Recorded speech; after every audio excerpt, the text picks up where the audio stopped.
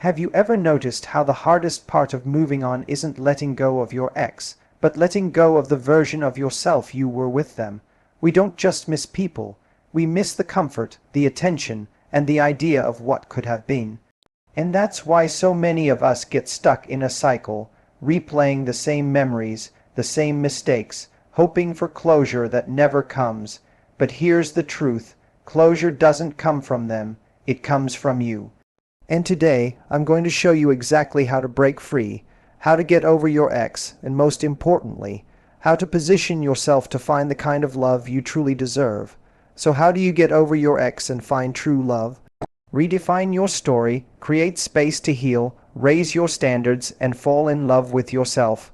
The truth is, love isn't something you find. Love is something you attract when you finally decide you deserve better than the heartbreak you've been holding onto. And the moment you realize that is the moment you stop chasing your ex and start building your future. The truth is, one of the hardest parts of moving on isn't the person themselves, it's the story we've created around them. Think about it for a moment. When we're missing an ex, most of the time we're not replaying every single detail of the relationship. We're selectively choosing the highlights. We remember the good mornings, the shared laughter, the comfort of having someone to text at the end of a long day. We edit out the arguments, the silences, the unmet needs, and the disappointment that led to the breakup in the first place. And by doing that, we build an illusion in our minds that feels harder and harder to let go of. It's not just about letting go of them. It's about letting go of the idealized version of them, and the fantasy of what we thought life with them could be. This is why redefining your story is the first and most crucial step in truly moving on. Because if you're clinging to a narrative where your ex was the perfect partner, then of course every other person you meet will feel like a downgrade. You'll compare new people to a memory that's been airbrushed and edited until it no longer resembles reality. The danger is that you start believing you lost the one, when in reality, you lost someone who wasn't capable of meeting your needs or wasn't aligned with your future. That shift in perspective changes everything. Instead of asking, why wasn't I good enough for them? You start asking, why did I spend so long believing they were good enough for me? And here's where the real power lies. You get to reclaim control over the story. You get to decide whether this breakup is the end of something or the beginning of something greater. You can frame it as a devastating loss, or you can frame it as the moment you were set free from a chapter that wasn't serving you anymore.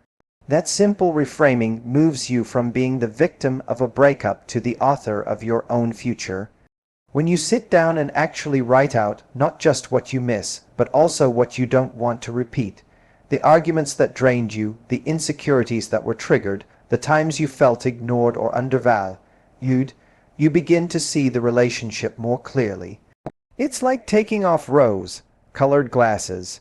You stop idealizing someone who wasn't giving you the love you truly deserve, and you begin to see that moving on isn't losing love, it's making space for a love that will actually last.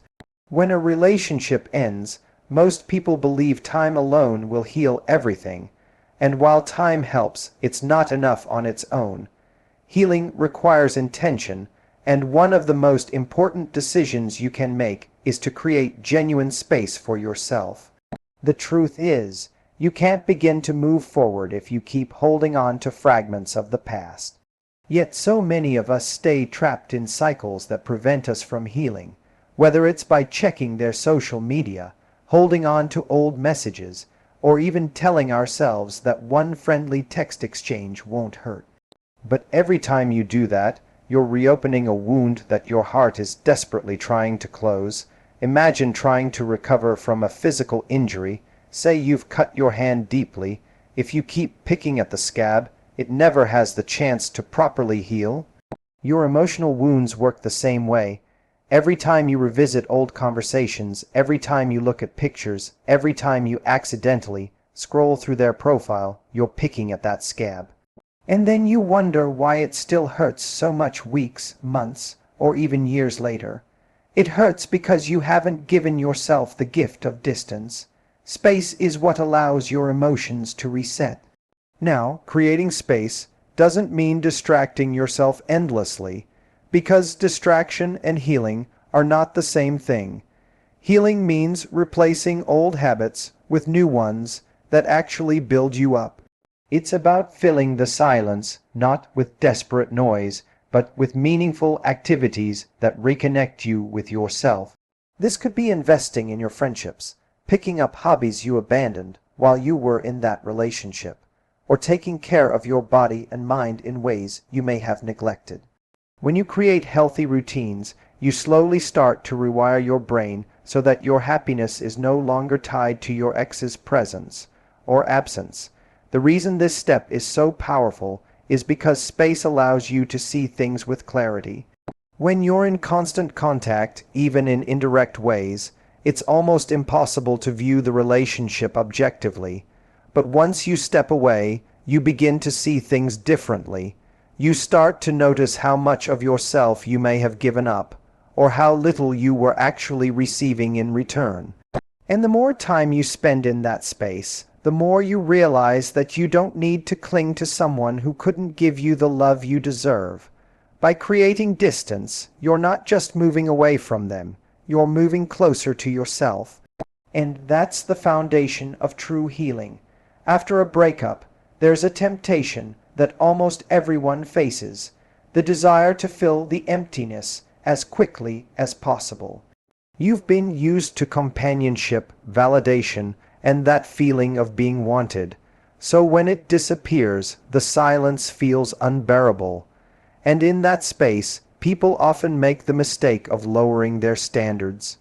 They entertain attention from anyone who offers it. They rush into rebounds, or they settle for relationships that feel safe in the moment but are built on shaky foundations. But here's the truth. Settling for less just because you're hurting doesn't heal the pain. It only prolongs it. When you're in that vulnerable state, you need to remember something very powerful. Your breakup is not evidence that you are unworthy of love. It's evidence that you still have standards. Think about it. If you were willing to accept anything and everything, you'd still be in that relationship, no matter how unhealthy it was. The fact that it ended means, on some level, you recognized it wasn't right for you, even if the decision wasn't yours. And that's a sign of strength, not weakness. This is the perfect time to raise your standards, not lower them. Instead of asking, "Will anyone love me again?" shift your mindset to, "What kind of love do I actually want and deserve?" Maybe in your last relationship, you felt unheard, unappreciated, or constantly anxious about where you stood. Those feelings aren't things you should normalize or tolerate again. Use this season to define the non-negotiables for your future. Do you want kindness, consistent effort, honesty, respect, emotional availability? Write those things down and hold yourself accountable to them, because they're not just preferences. They are requirements for a healthy, lasting relationship. When you raise your standards, something magical happens. You stop chasing love and start attracting it. You stop bending yourself out of shape to win someone's approval, and instead, you recognize that the right person will naturally meet the level of love you've chosen to give yourself. That doesn't mean being arrogant or closed off. It means being clear on your worth and refusing to compromise it for temporary comfort. Too many people fall into the trap of seeing a breakup as proof that they're hard to love. But it's the opposite. A breakup is proof that you're brave enough not to settle. It's proof that you're still in the game, still searching, still open to the possibility of real love. And the more you honor your standards, the closer you get to attracting someone who won't just love you for a season, but will be capable of loving you for a lifetime. One of the most overlooked truths about relationships is this: if you don't know how to love yourself, you will always struggle to believe that anyone else can love you fully. And that's why so many people, after a breakup, jump straight into another relationship without ever pausing to rebuild the relationship they have with themselves. But the danger in doing that is simple. You end up handing over the responsibility for your happiness to someone else, and that's a burden no partner can carry forever.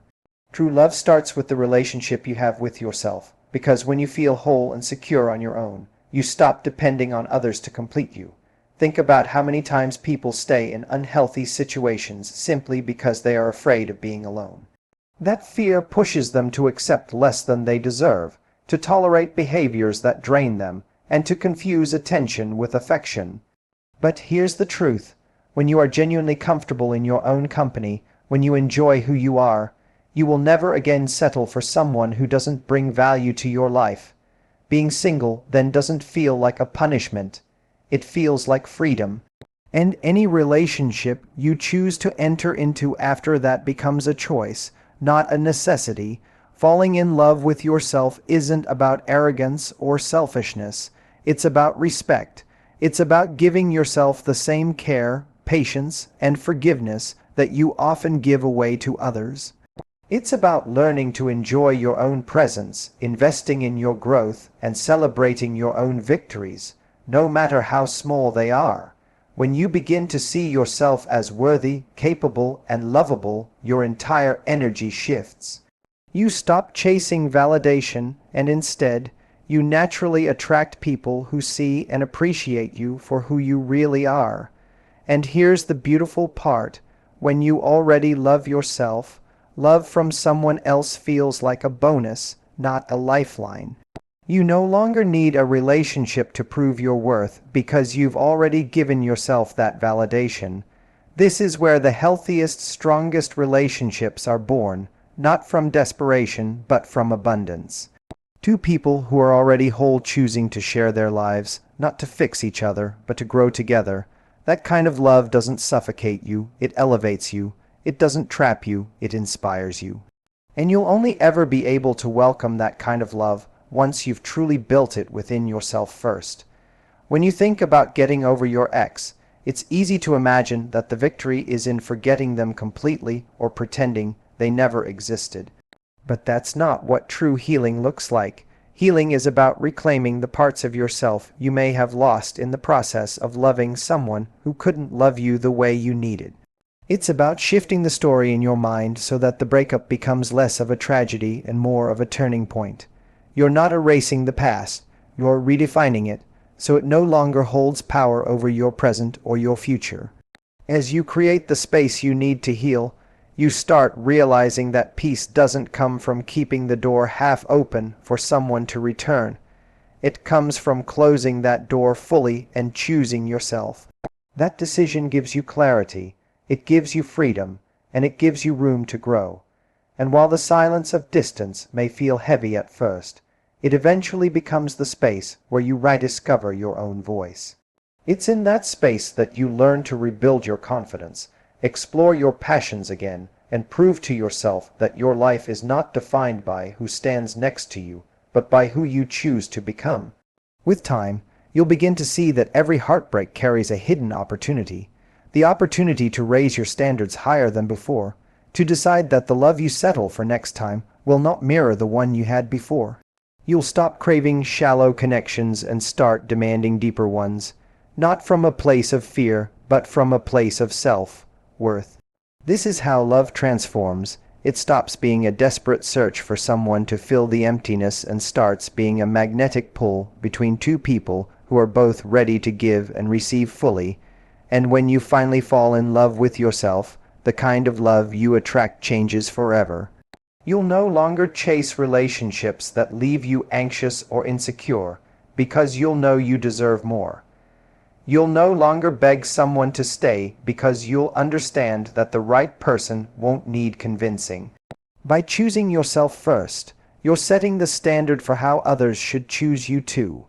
And in that moment, you won't just be over your ex. You'll be wide open to finding the true, lasting love you've always deserved. Thank you so much for giving me your time and energy today. I truly hope these words have helped you take even one step closer to healing, growth, and finding the kind of love you truly deserve. Remember, moving on isn't about forgetting someone. It's about remembering yourself and raising the standard for the love you welcome into your life. If this message touched you, inspired you, or gave you a new perspective, please share it with someone who might need the same reminder. Don't forget to like, comment, and subscribe for more empowering content that speaks directly to your heart and your relationships. Your journey doesn't end here, it starts here. And every day you choose yourself is a day you get closer to the happiness and love you're meant to have. Thank you once again for watching. Thank you for being part of this journey. And until next time, take care, stay strong, and goodbye for now.